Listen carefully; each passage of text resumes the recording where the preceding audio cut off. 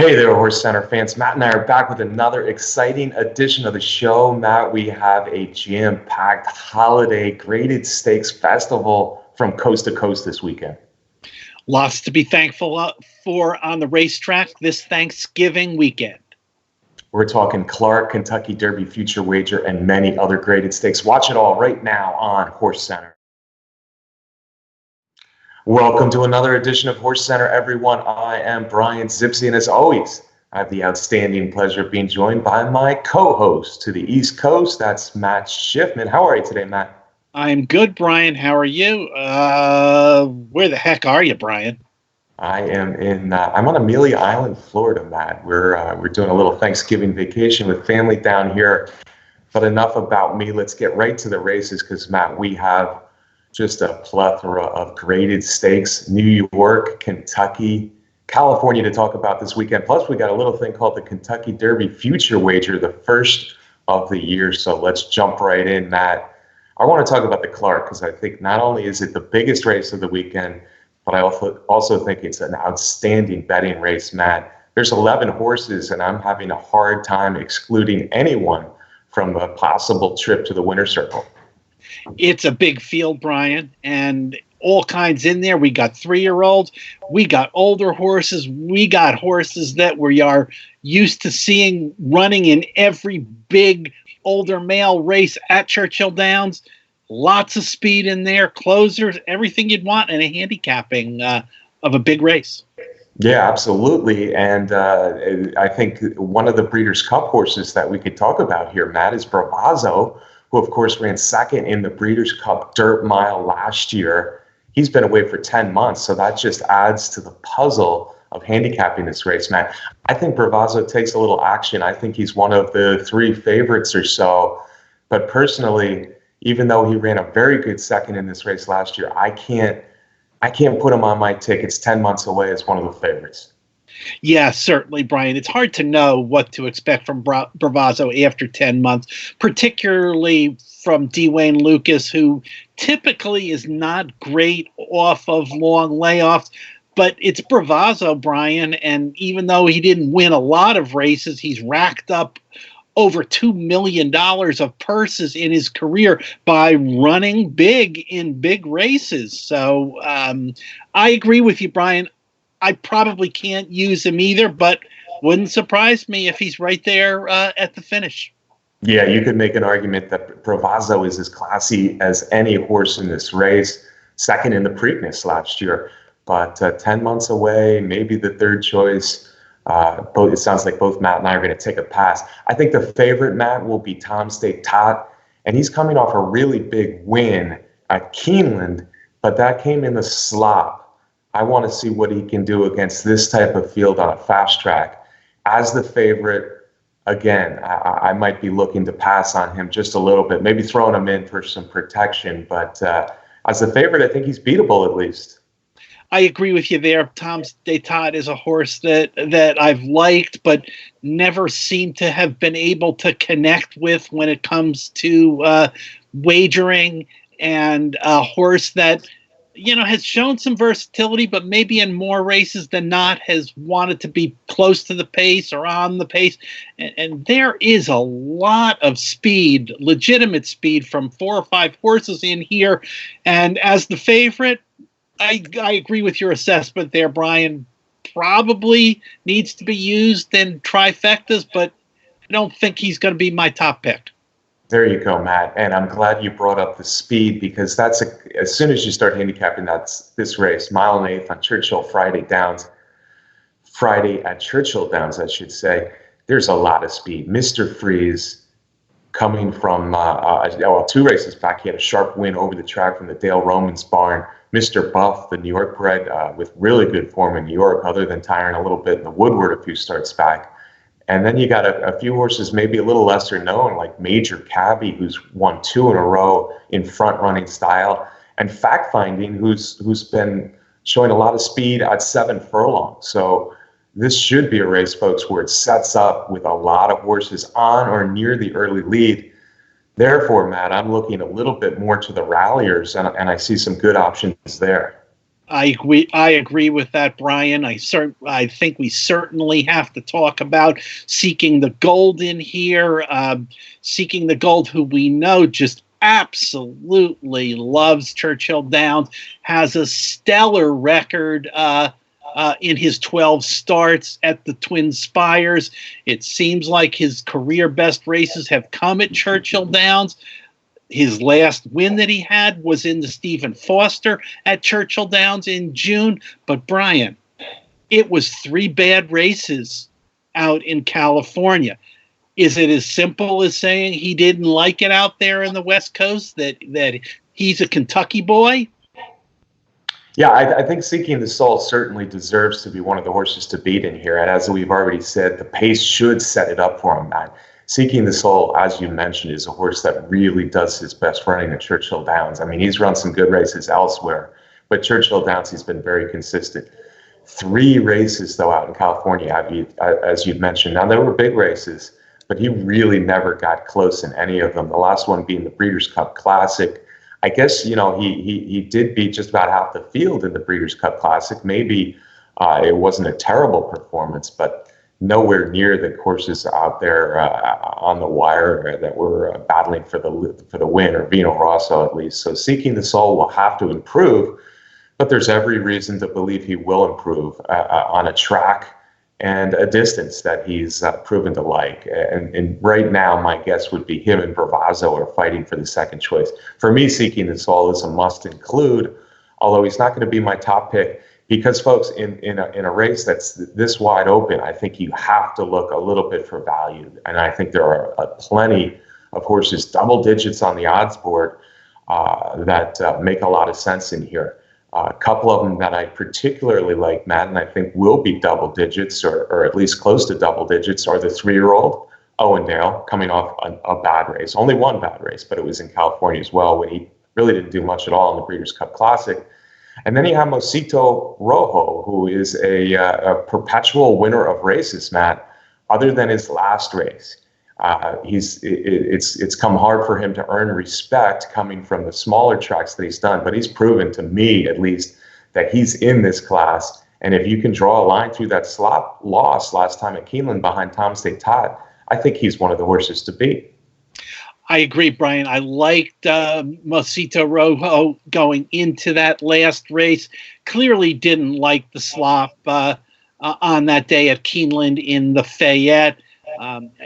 From what I've seen, they had a lot of rain in Louisville again today, and I think there's rain predicted further in the weekend, so I'm not sure what's going to happen with that. So I'd like that horse also. Sets up well for him in the race. But going back to Owendale, he didn't do much running in the Classic. The chart said he had a little bit of trouble, a couple of rough spots in there. One trip out to California, I think it's fair to draw a line through that one.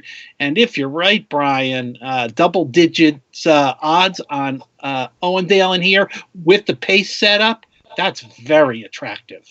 Very attractive, yeah, and Matt's right. With the rain in Louisville, I'm not in Louisville this week, but with the rain in Louisville, keep an eye on that, folks. Mosito Rojo doesn't look like he likes the slop as much as a fast track, so hopefully it will come up fast at Churchill Downs Friday. But yeah, Owendale is a horse I like a lot in here, and I could see him certainly around 10-1 coming off the bad race in the Breeders' Cup Classic. He's a horse stabled at Churchill Downs for trainer Brad Cox. We know Brad Cox has won a lot of races. And Owendale's done enough, Matt, all those wins in races like the Lexington and the Ohio Derby and the Oklahoma Derby, to make me feel pretty confident that he can compete with these horses, kind of the second flight of older horses. I don't think he liked Vino Rosso or McKinsey, that kind of company, and probably the trip to California was a little bit much for the 3-year-old. But back here at his home track, he's going to be my top pick in here. And, Matt, we haven't mentioned horses like Snapper Sinclair, who's on the improve, Pioneer Spirit, a nice, consistent horse. And Draft Pick is a horse, actually, I think has a shot in here with some good odds. He's been running against good horses in California. Yeah, Brian, lots of horses in there. And as you said, as we said in here, with 2, 3 of the top choices, there just seem to be too many question marks in my mind. I feel like I don't have those question marks with Owendale, particularly at the odds. There you go. So Owendale, Matt and I are in agreement. Owendale, maybe Mosito Rojo as a horse to play him with. Seeking the Soul, I wouldn't throw out. Draft Pick as another horse with odds for me as well. So a lot of good options in the Clark Handicap. Again, that's Friday at Churchill Downs, the day after Thanksgiving, Matt. Starting with Thanksgiving, though, we got the Kentucky Derby future wager. And I know you've been zeroing in on the future wager. I'll be honest with you. I only made one future wager bet last year. It was later. It was in, I believe it was in February of this year. And I hit a big one with the the Kentucky Oaks Kentucky Derby double singling Country House. I'm not sure if I'm going to jump into this future wager, but there's some interesting horses at big odds. Yeah, there are, Brian. Hey, and I just want to tip our hat a little bit here, Brian, from our show that we did earlier with our 12 early Kentucky Derby contenders. They're all on the Kentucky Derby futures list, Brian. So we did pretty good picking them. And you're right, Brian. It is tough with this first pool because I think this is the 7th time that it's been offered, and only twice, Brian, has the Kentucky Derby winner been part of pool number 1, and that was American Pharoah and Nyquist. So it is tough to do that. There also is an exacta that's offered, and using the number 24 all others in that exacta has been an angle that has produced some good prices, and that may be a little bit of a better way to go.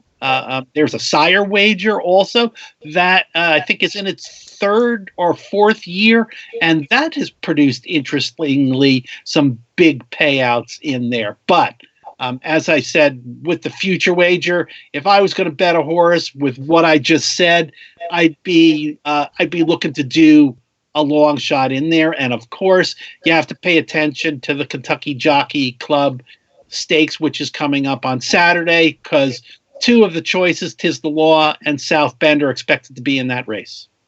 Yeah, that's a good point Matt makes, because in Saturday's Kentucky Jockey Club, if either Tis the Law or South Bend runs a strong race in there, their odds are going to dip probably a little bit lower than they should for this future wager so far out. Matt, a couple of horses that caught my eye just on the morning line. Green Light Go and 3 Technique are 2 horses I'm pretty high on. You know, there's a long list of horses I'm high on right now, but Green Light Go, 3 Technique. If you're going to dip your toes into this little over 5 months out, I would demand value. Matt says the exacta with the others has proven to be a good bet over the years. I would look a little bit to long odds like Green Light Go, 3 Technique, both listed at 50 to 1. And Matt, we mentioned the Kentucky Jockey Club with Tis the Law and South Bend running there Saturday at Churchill Downs, the home of the Kentucky Derby. Let's segue right into that, because I think that is a race that will have some Kentucky Derby impact. These horses that run in the Kentucky Jockey Club, 1 or 2 of them always make it to the Derby the following year, and I would suspect that this year's no different. I think the 2 that were on the future wager, Tis the Law and South Bend, will be the favorite and the second choice. Yes, both unbeaten. Tis the Law coming off of his extremely impressive win in the Champagne over Green Light Go. The Saratoga connections, Bartley Tag. The horse is already down in Kentucky, getting used to running on at Churchill Downs. South Bend for Sagamore and Stanley Huff already has 2 wins at Churchill Downs, his maiden special weight, and most recently in the Street Sense. So both talented horses, both maybe with a future on the Derby Trail next year. Absolutely, and I don't know if there's anybody else in this race that I really like. I think one of these top 2 horses will win the race. Maybe Tis the Law is 4 to 5, and South Bend is 5 to 2, something like that for the odds in here. But South Bend, like you mentioned, Matt, he's 3 for 3 for Sagamore Farm, but he's won 2 of those races. His first and his third wins both came at Churchill Downs, with the other one coming at Keeneland. So the son of young sire algorithms.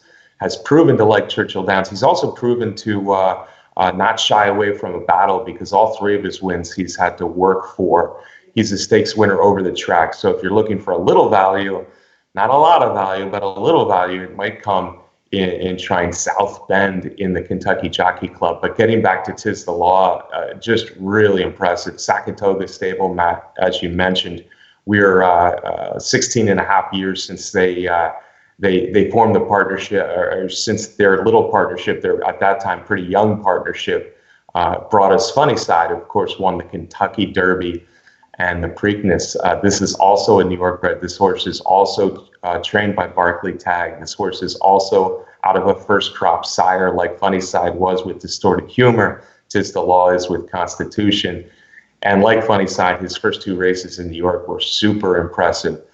Tiz the Law, by the way, Constitution, Matt, we should mention Constitution because he's the only sire with three horses in the future wager. So he looks to be the favorite. I think you'd agree with me, the favorite in the sire wager. He's got Tiz the Law, Independence Hall, and Gouverneur Morris all on that list. But anyway, Tiz the Law has been so impressive in his first two races, with not a lot of two-year-olds out there showing consistent excellence this year. I think a win, we talked about this a little bit last week on HorseCenter, I think a win on Saturday in the Kentucky Jockey Club leads straight to a championship for Tiz the Law. Yeah, and I've seen a little bit of that buzz out there from some voters for the Eclipse Awards.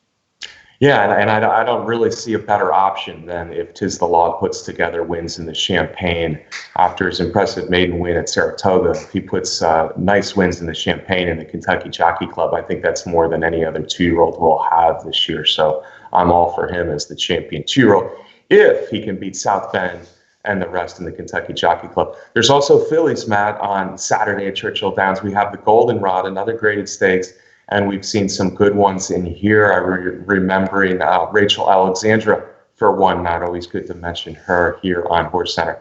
But Turtle Tracks, trained by Ian Wilkes, a daughter of another young star, Cairo Prince, is coming off a really nice win in her third start. She's 2 for 3. But the last one at Churchill Downs was impressive for Ian Wilkes. Turtle Tracks looks good in the Goldenrod. We're waiting to see which of the Bob Baffert, if not both of the Bob Baffert fillies, are in there as well. Yes, Baffert has 2 that are possible, Bast and Auberger. And I guess I would assume one of them comes out there. Steve Asmussen's got a nice horse in there named Finite, who has a win over the track in a stakes race in the Rags for Riches, which no doubt was a prep for this Goldenrod. Tom Amos has got a Churchill Downs allowance winner in there named His Glory, second in the Pocahontas earlier on. And we know Amos last year, year before with Serengeti Empress.